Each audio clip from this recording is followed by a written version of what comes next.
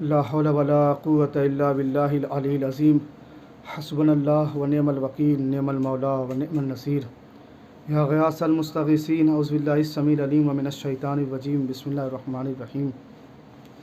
Rabbi इश्रह ली सदरी व यस्सिर ली अमरी वहलुल उक़दतम मिन लिसानी यफ़क़हू क़ौली। अल्लाहुम्मा सल्लि अला मुहम्मदिन व आलि मुहम्मद। औज़ु बिल्लाहिस समील अलीम व मिनश शैतानिर रजीम। बिस्मिल्लाहिर रहमानिर रहीम। अल्हम्दुलिल्लाहि रब्बिल आलमीन वल आक़िबतु लिल मुत्तक़ीन व अल्लाहुम्मा सल्लि व सल्लिम व ज़िद व बारिक अला साहिबि दावतिन नबविय्या व सौलतिल हैदरिय्या वल अस्मतिल फ़ातिमिय्या वल हिल्मिल हसनिय्या व शुजाअतिल हुसैनिय्या वल इबादतिस सज्जादिय्या वल मआसिरिल बाक़िरिय्या वल आसारिल जाफ़रिय्या वल उलूमिल काज़िमिय्या वल हुज्जजिर रिज़विय्या वल जुदित तक़विय्या वन निक़ावतिन नक़विय्या वल हैबतिल अस्करिय्या वल ग़ैबतिल इलाहियतिल क़ाइम। अल्लाहुम्मा सल्लि अला मुहम्मद व आलि मुहम्मद। अल्लाहुम्मा सल्लि व आलि तय्यबीन अत्ताहिरीन मासूमिल मज़लूमीन। अम्मा बाद फ़क़द क़ाल अल्लाहु तबारक व तआला फ़िल क़ुरआनिल मजीद व हुवा अस्दक़ुस सादिक़ीन व क़ौलुहुल हक़। बिस्मिल्लाहिर रहमानिर रहीम। व क़ुल रब्बि ज़िदनी इल्मा। सल्लल्लाहु अलैहि मोहम्मद व आलि मोहम्मद के।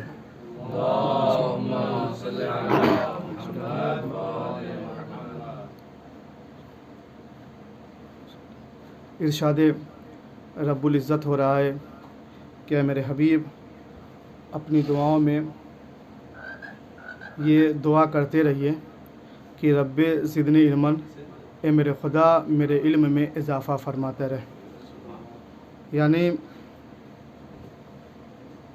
ये इल्म मुतलक़ का कौल है, आलिम मुतलक़ का कौल है कि जो हर इल्म का मालिक है और जिसने हर किसी को इल्म अता फ़रमाया है, और उससे कह रहा है कि जो अव्वल मखलूक है, जो इस कायनात की पहली मखलूक है, जो नूर अव्वल है, अक़ल कुल है, उससे कह रहा है कि आप दुआ किया कीजिए कि रब्बे ज़िदनी इल्मन, कि मेरे खुदा मेरे इल्म में इजाफ़ा फरमाते रहे। इसका मतलब ये है कि पैगंबर का भी इल्म बढ़ता रहता है जब ये दुआ करते रब्बे ज़िदनी इल्मन, ऐ खुदा मेरे इल्म में इजाफ़ा फरमाते रहे। इसका मतलब इस कायनात में कोई ऐसा नहीं कि जो कह दे कि मैं मुकम्मल इल्म हासिल कर चुका हूँ, अब इसके बाद क्या इल्म हासिल करूँ। कोई ऐसा इस कायनात में नहीं है। हर किसी को इल्म की ज़रूरत है, और कोई कितना भी पढ़ ले उसे इल्म की ज़रूरत है। वो ये नहीं कह सकता कि बस अब यहाँ पे इल्म की इंतहा है, इससे ज़्यादा अब इल्म हासिल नहीं किया जा सकता, मैंने पूरी दुनिया के उलूम को हासिल कर लिया। कोई इस कायनात में नहीं है। जो उधर से तालीम लेकर आते हैं वो भी इस दुनिया में एक मासूम के तवस्सुल से दूसरा मासूम तालीम हासिल करता है। मसलन दलील के तौर पे मौला कायनात ने फरमाया कि इस तरीके से पैगंबर ने इल्म मेरे सीने के अंदर भरा है जिस तरीके से कोई परिंदा दूसरे परिंदे को दाना चुगाता है। इसका मतलब कि मौला कायनात जो मिंबर पर आके सलूनी का दावा करते हैं वो भी पैगंबर के सामने इल्म हासिल कर रहे हैं। खुद पैगंबर मौला कायनात ने दूसरी जगह भी फरमाया कि पैगंबर ने मुझे 1000 इल्म के बाब सिखाए और हर बाब से मैंने 1000 बाब खोले इल्म के। इसका मतलब इस दुनिया में इल्म हासिल। अच्छा, हम कहते हैं कि हमारे मासूमीन वहाँ से इल्म हासिल करके आते हैं और यहाँ पे उनको इल्म हासिल करने की ज़रूरत नहीं है, तो फिर जो पैगंबर से इल्म हासिल कर रहे थे मौला कायनात, वो कौन सा इल्म था? जो पैगंबर से हासिल कर रहे थे वो कौन सा इल्म था? कहा कि तमाम अंबिया या तमाम अइम्मा जो इल्म हासिल करके आते हैं खुदा की जानिब से, जो पैदाई होते हैं, आलिम पैदा होते हैं, वो भी इस दुनिया में इल्म हासिल करते हैं। फिर कौन सा इल्म हासिल करते हैं? तमाम अइम्मा और अंबिया के पास 3 तरीके का इल्म होता है। इल्म माकान व मा यकून, जो हो चुका है, जो आइंदा होगा, उसका इल्म, और ख़ुद ज़ाती इल्म यानी माजी और मुस्तकबिल का इल्म, और एक शख्सियात का इल्म कि आप कौन हैं, आपके बाबा कौन हैं, आपके दादा कौन हैं, आपके परदादा कौन हैं। दूसरा इल्म गैब का भी इल्म खुदा उनको अता करता है किसी शख्सियत के बारे में, किसी जगह के बारे में। तो जब ये इल्म अल्लाह देता है इनको, तो फिर इस दुनिया में कौन सा इल्म आके हासिल कर रहे हैं? का एक इल्म है जो अंबिया को भी ज़रूरत है, अइम्मा को भी ज़रूरत है, वो कौन सा इल्म है? का इल्म मार्फत खुदा का इल्म है। ये वो इल्म है कि जिसकी कभी इंतहा नहीं हो सकती। इसलिए कि अगर किसी ने खुदा को मुकम्मल पहचान लिया तो गोया बंदों की अक्ल में खुदा आ गया, बंदों की अक्ल में खुदा आ गया। और यह मुमकिन ही नहीं है कि किसी की भी अक्ल में खुदा आ जाए। यही वजह है जो मार्फत का लेवल पैगंबर और मासूमीन का है वो किसी का नहीं हो सकता। लेकिन मासूमीन भी नहीं कह सकते कि हमने मुकम्मल खुदा को पहचान लिया, इसलिए कि खुदा की ज़ात को कोई नहीं पहचान सकता। खुदा की ज़ात लामहदूद है, उसकी कोई मार्फत हासिल नहीं कर सकता। तो इस दुनिया में भी आके मासूमीन इल्म हासिल करते। खुद उसूल काफ़ी में एक बाब बांधा गया है कि हर शब जुमा अइम्मा का इल्म ज़्यादा होता है। पूरा उस पर बाब है और अइम्मा के हदीस मौजूद है कि हर शब जुमा मर्श तक जाती है हमारी रूहें और वहाँ इल्म में इजाफा होता है। हमारा इल्म मुंजिद नहीं है, मुंजमिद नहीं है, बल्कि हमेशा इल्म बढ़ता रहता है। तो इस दुनिया में जो पहला नूर था, जिस नूर के टुकड़े थे, उनसे तो कहा जा रहा है कि आप दुआ करिए कि खुदा मेरे इल्म में इजाफा फरमाते रहे। तो वो आदमी कैसे अपने इल्म पर फ़ख्र कर सकता है, या वो इंसानियत या वो इंसान कैसे अपने इल्म पर फ़ख्र कर सकता है जिनके लिए अल्लाह कहता है वल्लाहु अखरजकुम मिन बुतून उम्महातिकुम ला तालमूना शैया, कि अल्लाह ने तुम्हारी माओ के शिकमों से तुमको इस तरीके से निकाला कि इस दुनिया में तुम कुछ नहीं जानते थे। जो आलिम पैदा हुआ है जब उसको फख्र करने का हक नहीं है, तो जो इस दुनिया में जाहिल पैदा हुआ है उसको अपने इल्म पे फख्र करने का हक कहाँ से हो सकता है? अपने इल्म पे फख्र करने का हक कहाँ से हो सकता है? गौर करें, थोड़ा सा पढ़ लेंगे, लोमा उसूल हिफ्ज हो गई, किफ़ाया मकासिद हिफ्ज हो गया, हौजे में जान पहचान हो गई। यकीनन आप आलिम हैं, लेकिन कुल्ले आलिम नहीं है। फख्र करने का हक नहीं है आपको, हमको और आपको क्या, अंबिया को हक नहीं है। जनाब मूसा अलैहिस्सलाम मिंबर पे तशरीफ़ फरमा थे और उनकी उम्मत तौरेत नाजिल होने के बाद और फ़िरौन की गरकाबी और फ़िरौनियों की गरकाबी के बाद जब तौरेत नाजिल हुई और जनाब मूसा अलैहिस्सलाम मुअल्लिम तौरेत थे, मिंबर पे तशरीफ़ फरमा थे, कि उनकी उम्मत में से बनी इसराइल में से किसी ने पूछा कि हुजूर सबसे बड़े आलिम कौन हैं, आप ये बता दीजिए। जैसे ये सुनना था कि जनाब मूसा ने सोचा मुअल्लिम तौरेत तो मैं ही हूँ और अल्लाह ने तमाम उलूम को उड़ेल दिया है, तौरेत में रख दिया है, तो मैं मुअल्लिम तौरेत हूँ तो मैं ही सबसे बड़ा आलिम हूँगा। अभी ये दिल में बात जनाब मूसा के रासिख हुई थी, अभी पहुँची थी कि अल्लाह ने जनाब जिब्रील को भेजा कि जाके मेरे बंदे मूसा को रोको और रोक कर उनसे कहो कि ये बात वहीं तक रहने दें, ज़बान से बाहर ना आए। और सुनो, यहाँ तक आ गई, शायान अंबिया नहीं थी। अब जाइए आप मेरे बंदे जनाब खिज़्र से दर्स लीजिए। जैसे ही सुनना था जिब्रील ने आकर हुक्म खुदा सुनाया, जनाब मूसा अलैहिस्सलाम ने हुक्म खुदा सुना, जनाब खिज़्र के लिए चल दिए। अल्लाह ने निशानी बताई थी कि वहाँ मछली होगी और सारी निशानियाँ बताई थी। यूशा बिन नून के साथ चले, खैर पहुँच गए वहाँ पे। जनाब खिज़्र के पास पहुँचे, सलाम किया। जनाब खिज़्र ने जवाब दिया व अलैका सलाम या नबी बनी इसराइल, ए नबी बनी इसराइल आप पर सलाम हो। कहा कि मैं आपके पास इल्म हासिल करने आया हूँ, मेरे खुदा ने भेजा।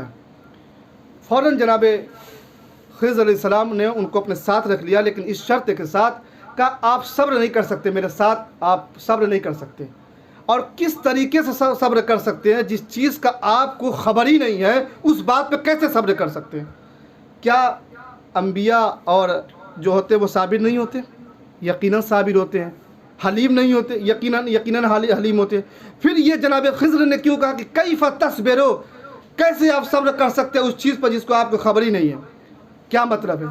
का असल मकसद ये है, तफसीर अनवारुन नजफ़ ने, साहिब तफसीर अनवारुन नजफ़ ने लिखा कि उसका मकसद, जनाब खिज़्र का मकसद ये था कि जनाब खिज़्र बातनी इल्म के जानने वाले थे और जनाब मूसा ज़ाहिरी इल्म के हामिल थे।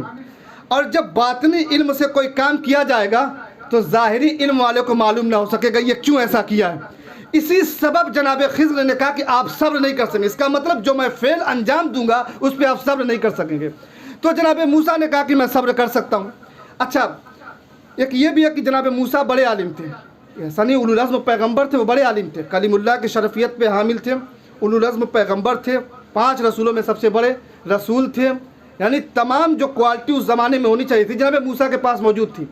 लेकिन वो इल्म जो है जो जनाब खिज़्र के पास था वो जनाब मूसा के पास नहीं था। का फिर वो कौन सा इल्म था? का असल बात ये है कि जो लोगों की हिदायत के लिए और जो लोगों की रुश्द हिदायत के लिए और लोगों की जन्नत तक राह तक ले जाने के लिए जो इल्म ज़रूरी था वो सब जनाब मूसा को अल्लाह ने अता किया था। लेकिन जो इल्म तौरेत में या लोगों की हिदायत के लिए ज़रूरी नहीं था वो जनाब खिज़्र के पास मौजूद था। अल्लाह ने जनाब खिज़्र के पास जनाब मूसा को भेजा कि जाइए तालीम हासिल कीजिए। जनाब मूसा अलैहिस्सलाम पहुँचे, कहा कि आप मुझे तालीम दीजिए। जनाब मूसा बड़े नबी हैं, उसके बावजूद जनाब मूसा कहते हैं बड़े नबी हैं, जनाब मूसा कलीमुल्लाह हैं, जनाब मूसा रसूल उल अज़्म है, उसके बाद कहते हैं कि आप मुझे तालीम, आप मुझे सिखाइए। इसका मतलब ये है कि अगर कोई इल्म में कम भी हो लेकिन उसका इल्म अलग हो, मेरा इल्म उस जैसा न हो, तो उससे सीखने में कभी आड़ नहीं करना चाहिए, कभी ज़िल्लत नहीं उठाना चाहिए। दूसरा ये कि अपने इल्म पर फ़ख्र करने के बजाय खुदा की इस दी हुई नेमत उज़्मा पे खुदा का शुक्र करना चाहिए, खुदा का शुक्र करना चाहिए कि अल्लाह ने कम से कम इस कदर जो भी इल्म मेरा है खुदा ने इस लायक तो मुझे समझा। जनाब मूसा साथ हो लिए, चलते चलते दरिया का सफ़र हुआ। जनाब मूसा अलैहिस्सलाम कश्ती पर सवार हुए, साथ में जनाब खिज़्र भी सवार हुए। सुना हुआ वाक़या है, बस गुजरते हुए जल्दी जल्दी। तो जब दरिया का सफ़र करने लगे तो जनाब खिज़्र अलैहिस्सलाम ने कश्ती में सुराख कर दिया। जैसे सुराख करना था जनाब मूसा बोल पड़े, आपने कश्ती में सुराख कर दिया, आप मुझको भी ले डूबेंगे, कश्ती वालों को भी ले डूबेंगे, क्योंकि कश्ती में सुराख होगा, पानी भरेगा, कश्ती डूब जाएगी। जनाब खिज़्र अलैहिस्सलाम ने कहा, मैंने कहा था ना आप कोई सवाल न करिएगा, आप सब्र नहीं कर सकते। जब मूसा खामोश हो गए, कहा गिरफ्त न करिए, आगे चलिए। दरिया का सफ़र ख़त्म हुआ, देखा कि एक सामने गुलाम, एक लड़का आ रहा है, उसको जनाब खिज़्र अलैहिस्सलाम ने तलवार निकाला या जिस तरीके से उसको कत्ल कर दिया। कत्ल करके आगे बढ़े। जनाब खिज़्र मूसा पूछते हैं क़तलता नफ्सन ज़किय्या बग़ैर नफ्स, आप किसी क़िसास के बजाय आप जो है किसी को कत्ल कर दे रहे हैं, ये कैसा इंसाफ है। जनाब खिज़्र ने कहा कि आपसे मैंने कहा था ना सवाल न करिएगा, अब आपने अगर सवाल किया तो मेरे और आपके दरमियान फ़ुरक़त व जुदाई हो जाएगी, अब साथ नहीं रह सकते अगर अब आपने सवाल कर दिया। जनाब मूसा अलैहिस्सलाम सब्र शुक्र करके आगे बढ़े, एक करिए में पहुँचे, एक बस्ती में पहुँचे। जैसे उस बस्ती में पहुँचे और उन बस्ती वाले, हदीस में है और रिवायत में है कि वो बस्ती वाले कंजूस बहुत थे। दूर से आते ही देखते ही मेहमान को अपना अपना दरवाज़ा घर का बंद कर लिया, किसी ने इनको मेहमान नहीं बनाया। चुनांचा ये लोग भूखे और प्यासे उस करिए से, उस बस्ती से निकलने लगे।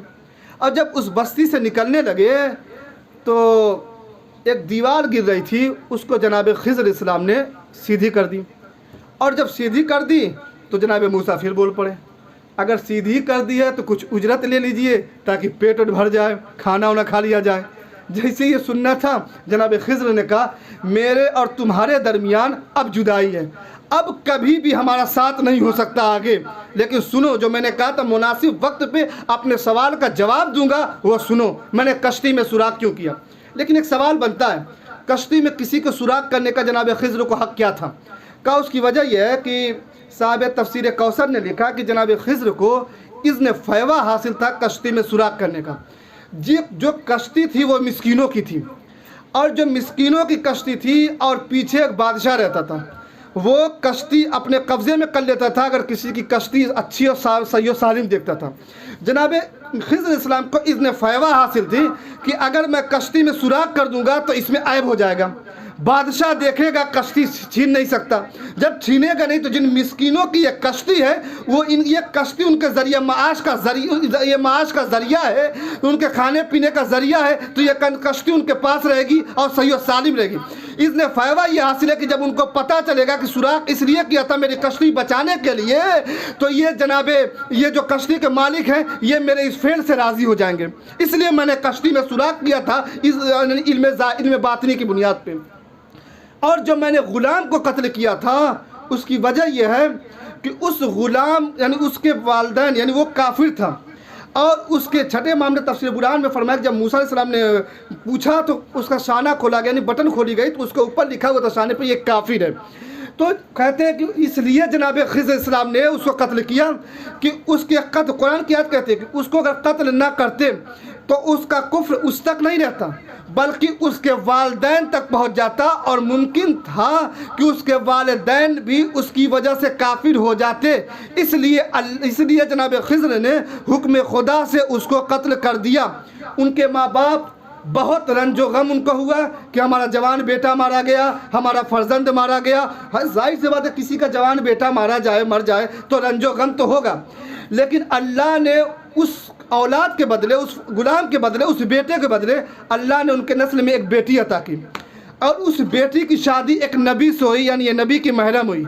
इन दोनों से एक नबी पैदा हुए, जिस नबी से अल्लाह ने पूरी एक उम्मत को हिदायत बख्शी, और उसी बेटी की नस्ल से अल्लाह ने 70 अंबिया को खल्क किया, यानी उस नस्ल से 70 अंबिया खल्क किया। हमारी ज़ाहिरी आँख देख रही थी कि उसके वालिदैन के, यानी उसके बेटे को मारा गया, यानी हमारी नज़रों में वो बुरा था, लेकिन बातनी नज़रों में ये कितना बेहतरीन अमल था कि उसको एक बेटी अता हुई, उस बेटी की शादी नबी से हुई, उस नबी की नस्ल से अल्लाह ने 70 अंबिया को खल्क किया। इसका मतलब ये है कि हम खुदा की मसलहत को बाज़ दफ़ा समझ नहीं पाते, इसीलिए कहते हैं खुदा ने ये कैसे कर दिया, ये खुदा का क्या मकसद था इसमें, ये खुदा इतनी गर्मी क्यों कर रहा है, ये खुदा इतनी बारिश क्यों कर रहा है, फला की जवान औलाद को उठा लिया, एक लौता बेटा तो उठा लिया। ये हम समझ नहीं पाते, इसलिए खुदा की मसलहत पे हम इश्काल करते हैं। जबकि खुदा सूरह बकरा में कहता है वासा अन तकरहु शैअन व हुवा खैरुल लकुम, आसा अन तुहिब्बु शैअन व हुवा शर्रुल लकुम। तुम किसी चीज़ को पसंद करते हो, मुमकिन है वो तुम्हारे लिए शर हो, किसी चीज़ को तुम शर समझते हो और वही तुम्हारे लिए बेहतर हो। सोचे कितना बेहतर है कि उसकी एक बेटी अता हुई, उसे 70 अंबिया खल्क हुए, कितना बेहतर है। और जो वो दीवार सीधी की थी, मुफस्सिरीन ने लिखा कि उसके नीचे ख़जाना था, मुफस्सिरीन ने लिखा कि उसके नीचे ख़जाना था। लेकिन तफसीर बुरहान में इमाम जाफ़र सादिक अलैहिस्सलाम ने इरशाद फरमाया, सल्लल्लाहु अलैहि मोहम्मद वाले मोहम्मद पे, कि उसके नीचे ख़जाना न सोना था न चांदी थी, बल्कि एक तख्ती थी, उस पे लिखा हुआ था ला इलाहा इल्लल्लाह मन आयकना बिल मौत लम यफरा, कि खुदा के अलावा कोई लायक इबादत नहीं, और जो मौत पर यकीन रखता है। दूसरा 4 जुमले लिखे हुए थे, मन आयकना बिल मौत लम यफरा, जो मौत पर यकीन रखता है वो कभी इतराता नहीं है।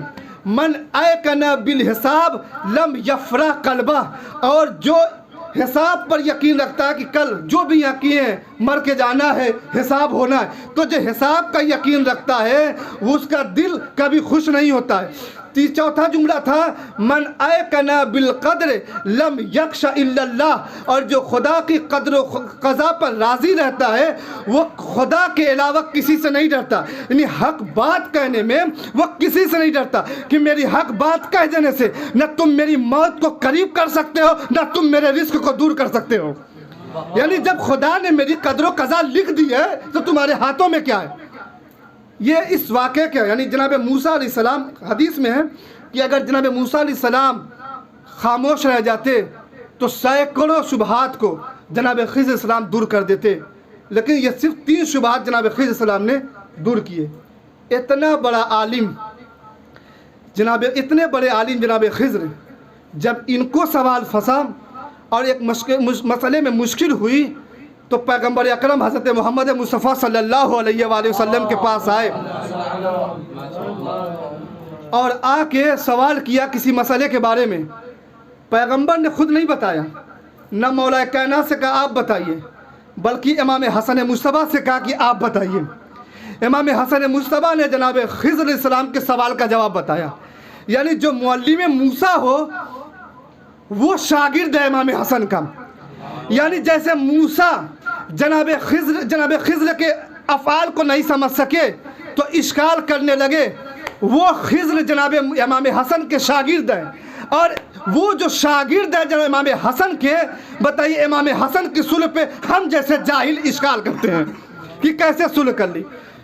2 भाई थे, एक भाई तलवार वाला था और वो जंग करना चाहता था, इसलिए करबला में पहुंच गया जंग करने के लिए, और एक भाई सुलह आश्ती वाला था, उसने सुलह कर ली।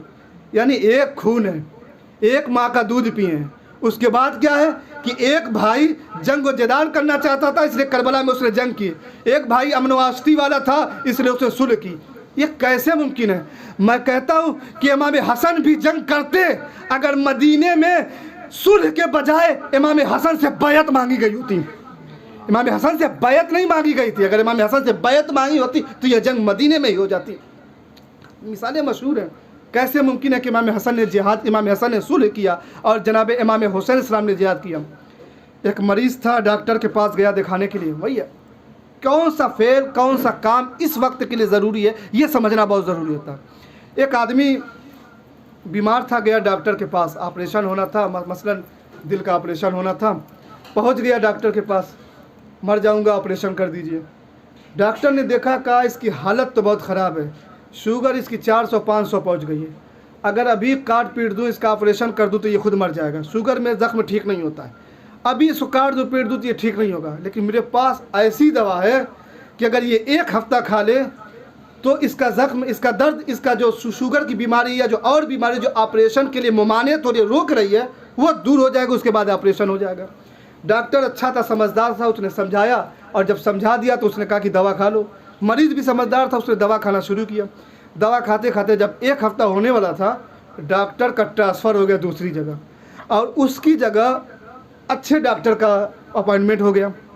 अब जब उसकी जगह वो सही डॉक्टर का अपॉइंटमेंट हुआ तो ये आया 1 हफ़्ते बाद, कहा डॉक्टर साहब मेरा ऑपरेशन कर दीजिए।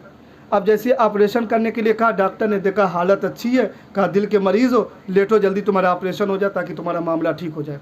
सवाल, ये दोनों डॉक्टर जो थे, क्या एक ऑपरेशन नहीं करना चाहता था और एक ऑपरेशन करना चाहता था? कहा नहीं, जिसने ऑपरेशन नहीं किया उसने भी मरीज़ की जान बचाई, और जो ऑपरेशन करके दिल का ऑपरेशन कर रहा है और ऑपरेशन करके ठीक कर रहा है वो भी मरीज़ की जान बचा रहा है। मैंने कहा ये कैसे मुमकिन है कि वो जान बचा रहा है? कहा असल बात ये, जब 1 हफ़्ते पहले आया था तो उसकी हालत ऐसी नहीं थी कि ऑपरेशन किया जा सके। उस वक्त आलम ये था कि ऑपरेशन करते तो मर जाता, इसलिए ज़रूरी ये था कि दवा खिला के इसको 1 हफ़्ते के लिए इसके अंदरूनी मरज़ को ठीक किया जाए, उसके बाद ऑपरेशन किया जाए। जो 1 हफ़्ते बाद डॉक्टर आया उसके यहाँ ये था कि अब जब वो आया तो इसका पूरा मरज़ जो अंदरूनी था ठीक हो चुका था, सिवाय कल्बी मरज़ को। जैसे इसने देखा का ऑपरेशन ज़रूरी है, फ़ौरन उसने ऑपरेशन कर दिया, बचाया दोनों डॉक्टर ने, एक ने दवा खिला के बचाया, एक ने ऑपरेशन करके बचाया। इसी तरीके से इमाम हसन और हुसैन भी है,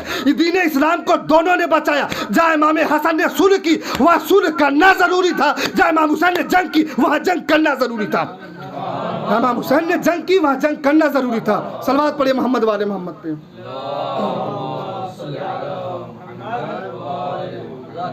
हम जैसे जाहिल लोग इमाम पर इश्काल करेंगे, हम जैसे जाहिल लोग हैं, अजहल लोग इश्काल करेंगे इमाम ने ये क्यों ऐसा किया।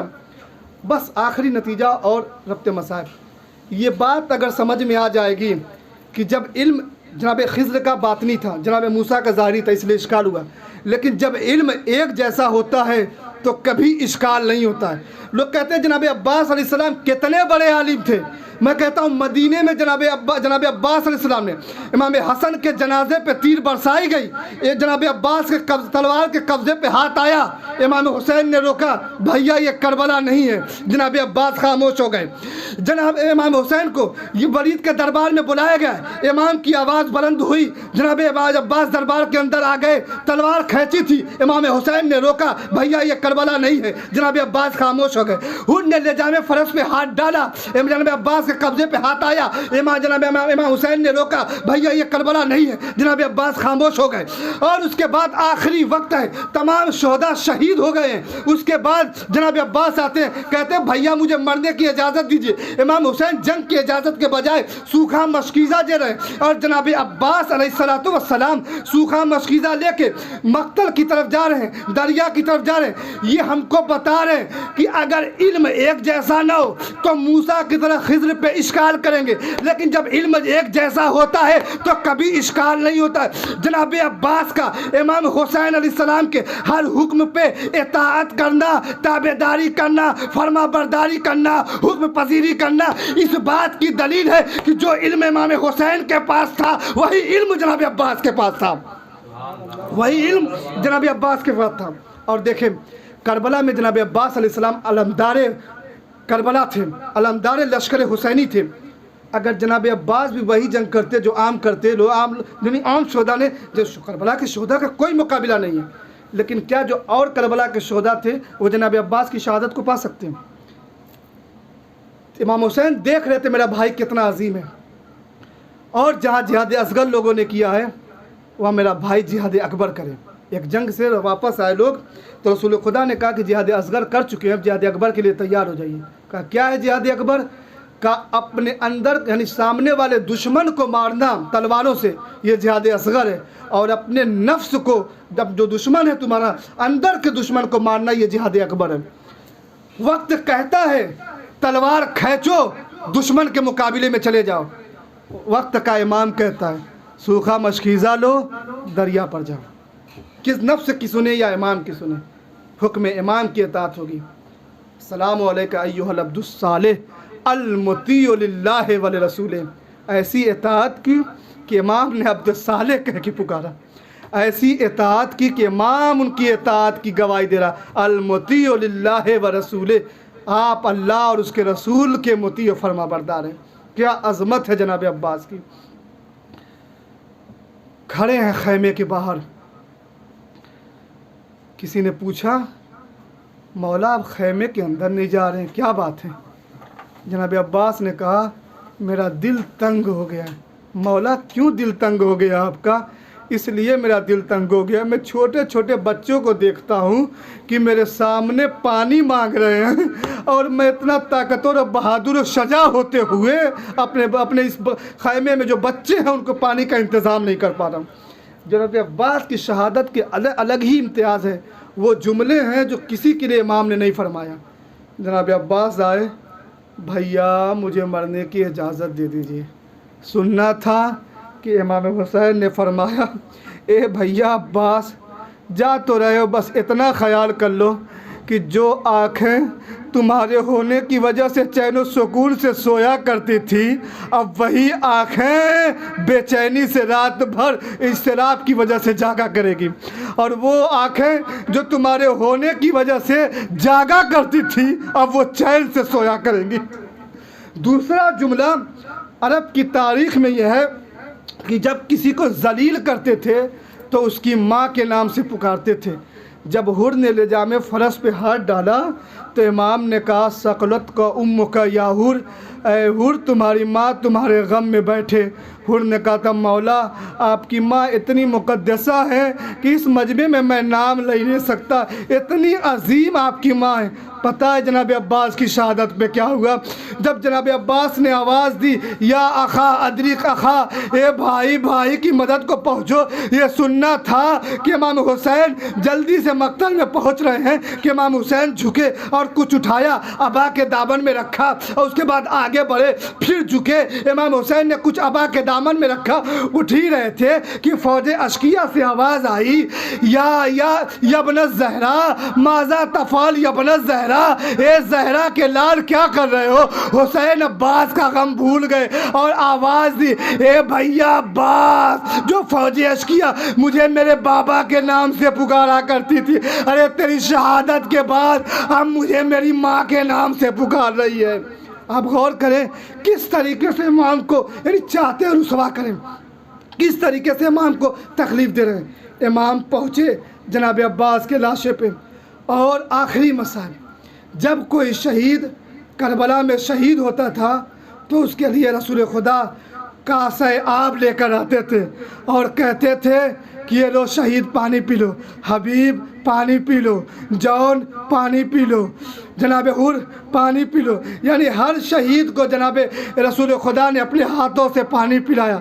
लेकिन जब जनाब अब्बास अलैहिस्सलाम के पास आयतुल्लाह काफ़ी लिखते हैं, मेरे उस्ताद मोहम्मद हुज्जत साहब ने यह वाक़या दर्स में बयान किया कि आयतुल्लाह काफ़ी ने लिखा कि हर शहीद जब इस दुनिया से गया है तो उसने आब कौसर को नोश फरमाया है। लेकिन जब जनाब अब्बास के पास रसूल खुदा पहुँचे हैं, ए बेटा अब्बास पानी पी लो, जनाब अब्बास तड़प गए और कहा ए आका मैं कैसे पानी पी लूँ? अरे मेरी भतीजी सकीना प्यासी है, ये गुलाम कैसे पानी पी ले?